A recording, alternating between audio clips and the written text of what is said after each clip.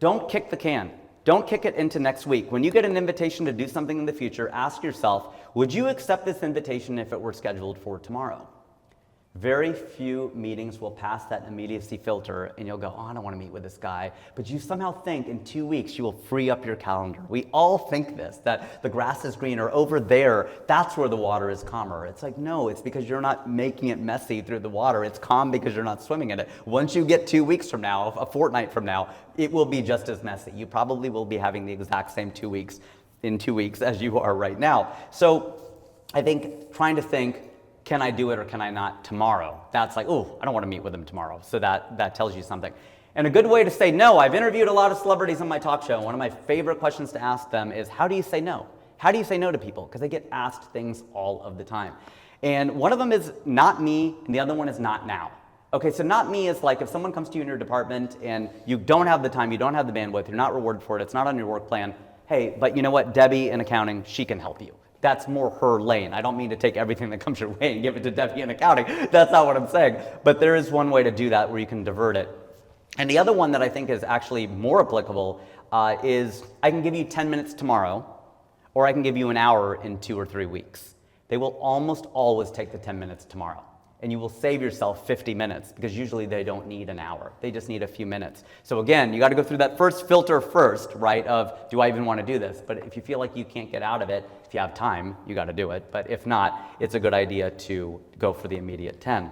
This is Seth Godin. He's one of the big people in marketing. He said, it's dangerous to define yourself by only your successes. You know, I'm a freelancer now, and some months are way better than others. And we only do the math. We do the math only in good months. You make $20,000 this month, you go, oh my God, 20,000 times 12, I'm gonna make almost $250,000 this year. Nobody does that in the months where you make $0.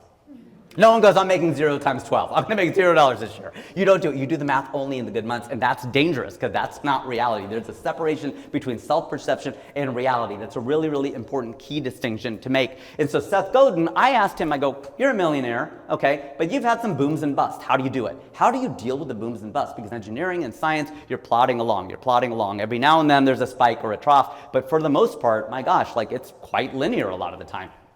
And he said, because I define myself as an entrepreneur. And an entrepreneur is a person who has a series of successes and failures. Because so when I fail, I'm just as much of an entrepreneur as when I succeed, as long as I learn something.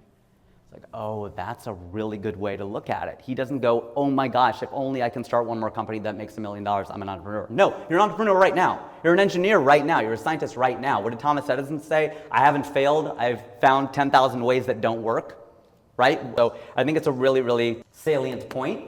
Finally on this piece, recall the law of averages. Things have a way of reverting to the mean.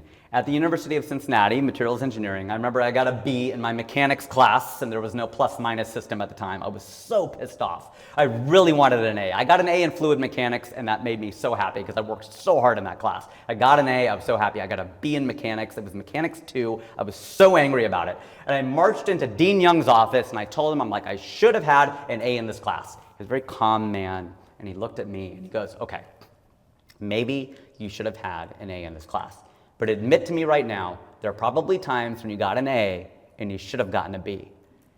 And I realized how right he was. I also want to punch him in the face because that made so much sense. I'm like, you were so right about that, Dean Young. That's not fair, but you're right. But it's the same thing you will say to a cop. A police officer will stop you. You'll say, but officer, I was not speeding.